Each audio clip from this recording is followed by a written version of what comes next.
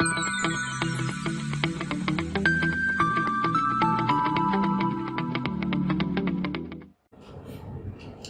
everyone, welcome to the video series lecture of the thermodynamics.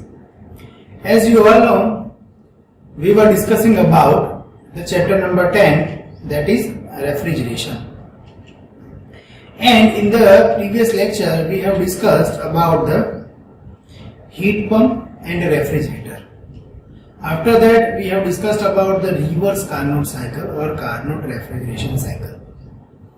And then based on the Carnot refrigeration cycle, we have discussed two numerical, one for the heat pump and one for the refrigerator.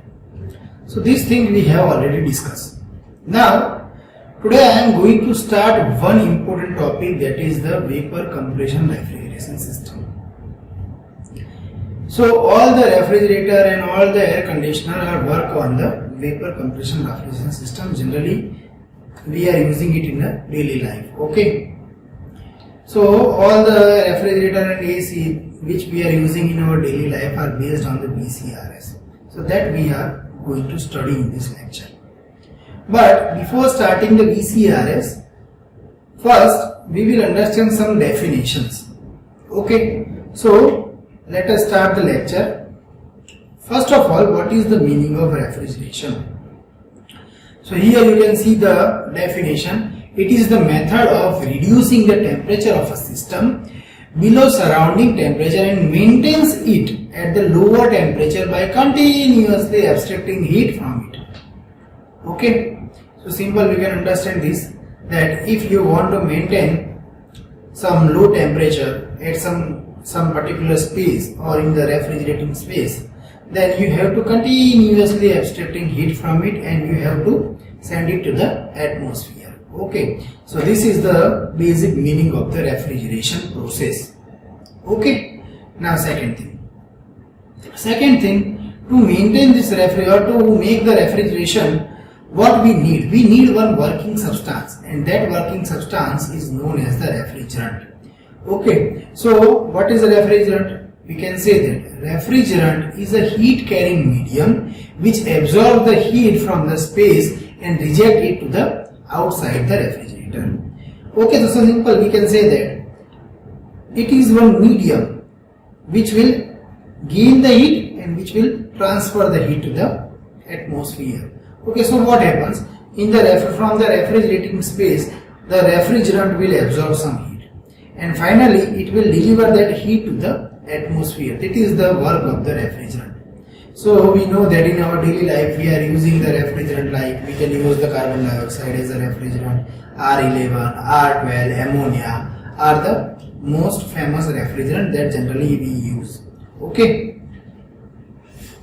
Next is the refrigerator. What is the refrigerator? Refrigerator is the device or the system which is used to maintain the low temperature below the atmospheric temperature within required space. So all three definitions look like same, but there is certain difference between this. Refrigeration is the method of reducing the temperature. Refrigerant is the medium which is help to reducing the temperature, and refrigerator is the system or device which use the refrigerant to make the refrigeration. We can say that. Okay, again I am repeating. Refrigerator is the device which use the refrigerant to make the refrigeration. Okay, done. So hope you get the clear idea about what is the meaning of refrigeration. This is the one mark definition. Okay, refrigerator, refrigerant, refrigeration. Okay, these all are the one mark definition you have to remember. Now next we will talk about the other definitions. First is the refrigerating effect or refrigeration effect. What is the meaning of this refrigeration effect? The amount of heat which is absorbed by the refrigerant from the particular area is known as the refrigeration effect. If you recall the last lecture, in the last lecture we have calculated one numerical, and in that numerical there was 90 kilojoule per minute heat was extracted. That 90 kilojoule per minute heat is known as the refrigeration effect. Or simple, we can say that how much amount of heat should be needed to remove to maintain low temperature, that is known as the refrigeration effect. Okay, if you want to maintain 3 degrees Celsius or 4 degrees Celsius temperature, then how much amount of heat should be removed continuously by the refrigerant? That is known as the refrigeration effect. Simple, we can say that. Now next is the COP, coefficient of performance. Okay, so this we have already discussed when we were discussing about the heat pump and refrigerator. So we can say that simple, it is the ratio of refrigerating effect to the work required to compress the refrigerant in the compressor. Okay, so just generally we write the formula for the COP, that is desired input, desired output upon work input. So the same definition is written here. And the last definition is turn of refrigeration. What is the meaning of turn of refrigeration? Turn means, or we can write here the definition also, it is defined as the rate of heat transfer that reduce in the freezing or melting of 1 ton of pure ice at 0 degrees Celsius in 24 hours. Let me simplify this. If you have 1 ton means 1000 kilogram of ice, and if you want at 0 degrees Celsius, okay, if you have 1000 kilogram of ice at 0 degrees Celsius, and if you want to make 1000 kilogram of water from that 1000 kilogram of ice, you want to make 1000 kilogram of water at 0 degrees Celsius in 24 hours, then how much amount of the heat you should supply to the ice? Okay, then how much amount of the heat you should supply to the ice to convert it into the water? That much amount of the heat is known as the 1 ton of refrigeration. Okay, so what is the meaning of ton? Again I am repeating, if you have 1000 kilogram of ice, you want to make it 1000 kilogram of water. You can also think in the reverse manner also. If you have 1000 kilogram of water and you want to make 1000 kilogram of ice from that, then how much amount of the heat you should abstract or you should supply? That is known as 1 ton of refrigeration. Okay, this is the basic meaning of ton of refrigeration. Done? Now I am going to start one important theory, that is the vapor compression refrigeration system. This is the most important theory of your chapter. Okay, vapor compression refrigeration system. What is the VCRS and how VCRS work? Okay, this type of question is generally asked in the examination. Now vapor compression refrigeration system, here you can see the diagram. There are total 4 components. Okay, the first one is the compressor, second is the condenser, third is the expansion device, and fourth is the evaporator. These 4 components you can see in the diagram also. So the first is the compressor. So what is the meaning of compressor, or what is the purpose of using the compressor? So what is the meaning of compressor, or what is the purpose of compressor? Compressor is used to pressurize the refrigerant. So here you can see at one point there is a low pressure, low temperature vapor refrigerant is present. Now from this one point the compressor will compress that refrigerant. When compressor will compress that refrigerant, its pressure and temperature will increase. So ultimately at position number 2, at the exit of the compressor, we can get high pressure, high temperature vapor refrigerant. So at position number 2 we have high pressure, high temperature vapor refrigerant. Now this high pressure, high temperature vapor refrigerant will goes to the condenser. So the condensing process is done in the condenser at 2 to 3. So process number 2 to 3 is the condensing process, which is done in the condenser device. So what happens here? In the condenser the heat will be removed to the atmosphere. Okay, and finally the high temperature, high pressure vapor refrigerant will be converted into the liquid refrigerant. So simple, we can say that the latent heat will be removed by the condenser. That latent heat will be supplied to the atmosphere. So finally the vapor is converted into the liquid. Okay, and slightly the temperature of that vapor, that refrigerant will be decreased in the condenser, so that at the exit of the condenser you will get high pressure, low temperature refrigerant. Okay, so you have to remember this thing. At the entry of condenser, what we have? High pressure, high temperature vapor refrigerant. At the exit of condenser, what you will get? High pressure, low temperature liquid refrigerant. Okay, hope you get clear idea about condensing process. Now after the condenser, the refrigerant will go into the expansion device. In the expansion device, what will happen? In the expansion device, throttling process will occur. In the throttling process, the enthalpy will remain constant, but the pressure will decrease. And we know that when the pressure is decreased, also the temperature will decrease. So finally what happens?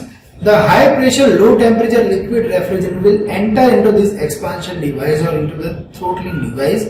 It will throttle out, and because of the throttling, finally its pressure will decrease, and with the pressure we know that the temperature will also decrease. So at the point number 4, at the exit of the expansion device, you will get low temperature, low pressure liquid refrigerant. Now we have low pressure, low temperature liquid refrigerant. This low temperature will be about -10 or -20 degrees Celsius. Okay, this much amount of the temperature can be reduced with the help of throttling device.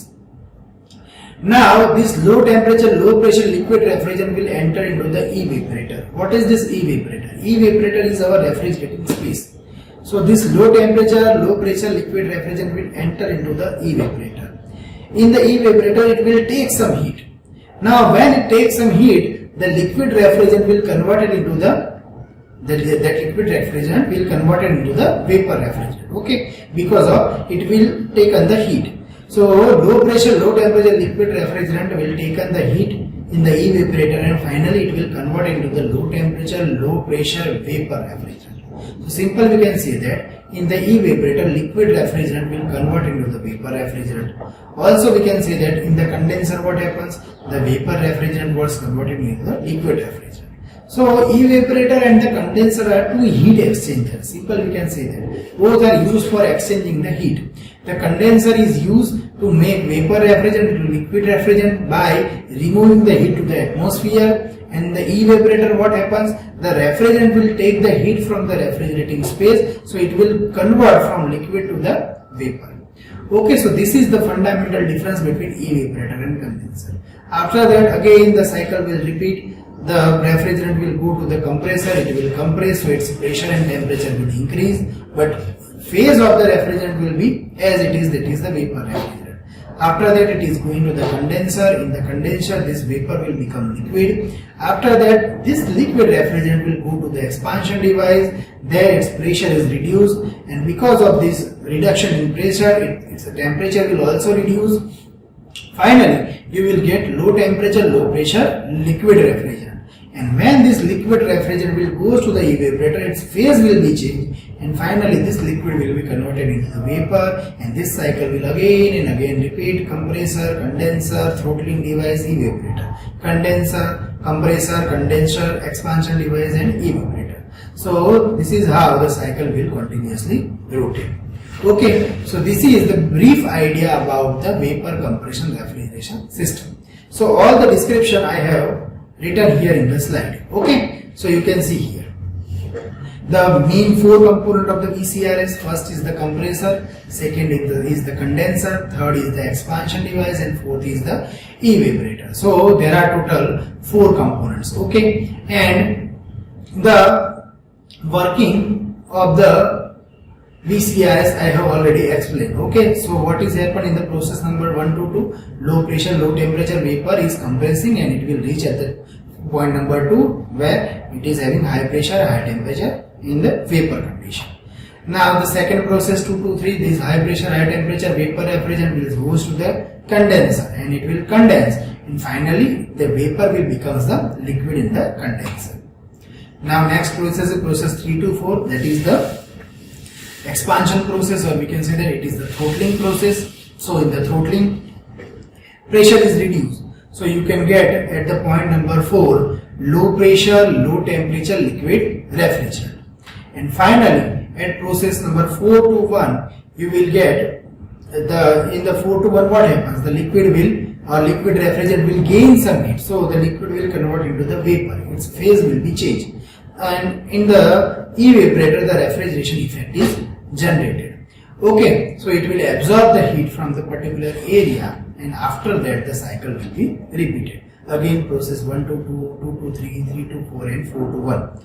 This will repeat again and again, so we can get the refrigeration effect. Okay, so this is how vapor compression refrigeration system work. Okay, now let me show you some chart. So here you can see this is the basic diagram of the VCRS system. So let me highlight some things so you can understand. Okay, so this first device is the compressor. Here you have to, so this is the device. Okay, so this is the compressor, so you can compress it. The refrigerant will be compressed inside the compressor. So you can see here the pressure, initially the pressure is P1 and final pressure is P2. So pressure is increased from P1 to P2. If you want to show it in the diagram, then you can see this is the PV diagram. Okay, you can see here this is the PV diagram, and here this is the pressure P1. This is low pressure and this is pressure P2, this is high pressure. Okay, so you can see here this is pressure P1 and pressure P2. Now, so the compressor will compress, so its pressure will be rise. Finally, in the condenser, what happens? The phase change will occur. So here you can see this is 2 to 3 process. So during 2 to 3, we have already learned this type of diagram, that here that will be the vapor phase and here it is the liquid phase. So the phase changes occur. Here also you can see in the TS diagram that the initial stage is in the vapor condition and finally refrigerant will becomes liquid here. So 2 to 3, the process 2 to 3, refrigerant will goes from here to there at position number 3.